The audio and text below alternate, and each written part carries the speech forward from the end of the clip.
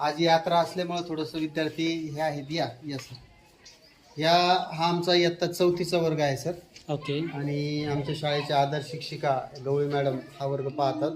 तर हा digital classroom आहे त्यांचा सुद्धा. तुम्ही बघू शकता की संपूर्ण वर्गामध्ये पूर्ण बोलके भिंती आहेत. अभ्यासक्रम त्यांचा लिहिलेला आहे आणि हा बोर्ड नसून हे जे आहे ही एक टी व्ही आहे मोठी डिजिटल जे क्लासरूम संकल्पना आहे. तर ही टी व्ही आहे आणि इथे स्पीकर पण लावलेले आहेत. तर या टी व्हीवरती तुम्हाला तर पाहू शकता आपण की ही डिजिटल क्लासरूम संकल्पना जी आहे. तर आता ते विद्यार्थी बघा ते ॲक्च्युली टच स्क्रीन पण आहे ती टी व्ही बघा म्हणजे. तर एवढी फॅसिलिटी मला तर कुठल्या शाळेमध्ये किंवा जे काही पब्लिक स्कूल वगैरे आहेत इथे पाहायला तर मिळाली नाही. मी आज प्रत्येक वेळेस ज्यावेळेस शाळेत कुठल्या विजिट केलं तर माझं खूप इच्छा असते की आपण शाळेत जाऊन पाहावं की वर्गाच्या क्लासरूमला व्हिजिट करावी, वर्गामध्ये विद्यार्थी कसे बसतात किंवा शिकतात कसे हे पाहावं. तर आज हे शाळा बघा. आता हे वर्गामध्ये शिक्षक समजा बाहेर जरी असतील, फक्त जर विद्यार्थी वर्गात बसले तरीही किती ज्ञानाचा साठा त्यांच्या डोक्यामध्ये येऊ शकतो किंवा त्यांना काय काय शिकायला मिळू शकतं हे तुम्हाला ह्या क्लासरूममधल्या भिंतीच शिकवतील. तर नमस्ते मॅडम, मला एक गोष्ट सांगा, हा कितवीचा वर्ग आहे?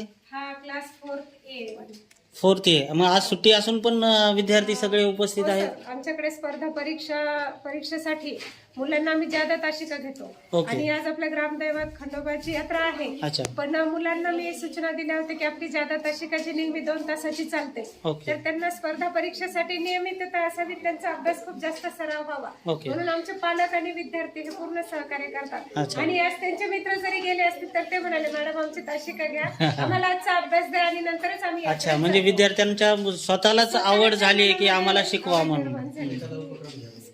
तुमच्याकडे आणखीन याच्या व्यतिरिक्त काही उपक्रम वगैरे असतील तर? जपानीज भाषा, आंतरराष्ट्रीय भाषा म्हणजे आपल्याला एक फॉरेन लँग्वेज आली पाहिजे या दृष्टीने आम्ही जपानीज भाषेचा बेसिक अभ्यास मुलांचा घेतो आणि हा अभ्यास आमच्या शाळेत 1ली पासून 8वी पर्यंत चालतो. तर तुम्हाला एक ऍक्टिव्हिटी आम्ही दाखवू शकतो जपानीज भाषेतली. सांगा. चला start. Now start 1 to 50 numbers in Japanese.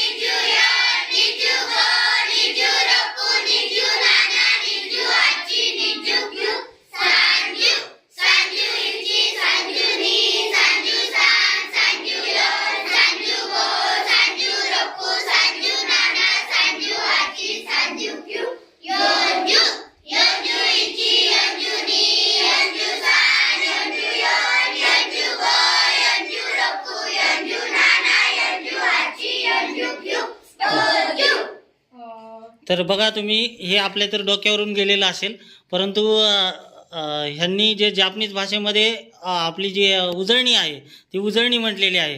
तर मॅडमला आणखीन हो सर, वेलकम वगैरे करायचं असेल तर मुलांना बेसिक कोणते शब्द बेसिक तुम्ही जापनीज मध्ये कसं बोलाल?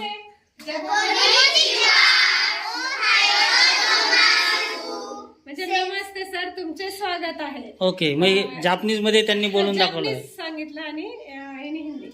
तर मुलांना असे फ्रुट्स नेम येतात, मंथ्स नेम येतात, वीक नेम्स येतात. अच्छा, म्हणजे जापनीज मध्ये त्यांना फ्रूटचे नाव पण सांगू शकतात. फ्रुट्सचे नाव सांगतात, एनिमल्स नेम येतात, पार्ट्स बॉडी येतात. ओके. त्याच्यानंतर गुड मॅनर्स हे सगळं येतं की आपण वेलकम कसं करायचं, हे सगळं बेसिक आम्ही जापनीज भाषेतलं त्यांना शिकवलेलं आहे आणि त्यांचं नियमित मुलं सराव करतात परिपाठामध्ये. आणि आता त्यांना अशी आम्ही फॉरेन लँग्वेज शिकतोय, हे खूप छान वाटतंय आणि त्याचा आम्हाला खूप जास्त फायदा होतो की मुलाची आवड निर्माण होते की आम्ही मराठी, हिंदी, इंग्रजी, संस्कृत सोबत फॉरेन लँग्वेज पण शिकतोय. तर अशा 4-5 भाषेवर आमचा कमांड आहे. आम्ही इतके छोट्या वयात सुद्धा फॉरेन लँग्वेज शिकतोय, याचं खूप छान वाटतंय त्यांना. चालतंय, थँक्यू मॅडम. मी तुमचा जास्त वेळ नाही घेते. चला विद्यार्थी मित्रांनो, बेस्ट लक तुम्हाला परीक्षेसाठी आणि सर्व जणांनी सायोनारा. अच्छा अच्छा. हा जापनीज मध्ये आपण एकदा गाणं ऐकलेलं होतं बघा, सायोनारा. तर जापनीज ते वर्ड्स होते हे मला आज कळत आहे. तर याच्याबद्दल आणखीन जास्तीची काय जी माहिती आहे तर मी इथून पुढच्या व्हिडिओमध्ये मी तुम्हाला देईल.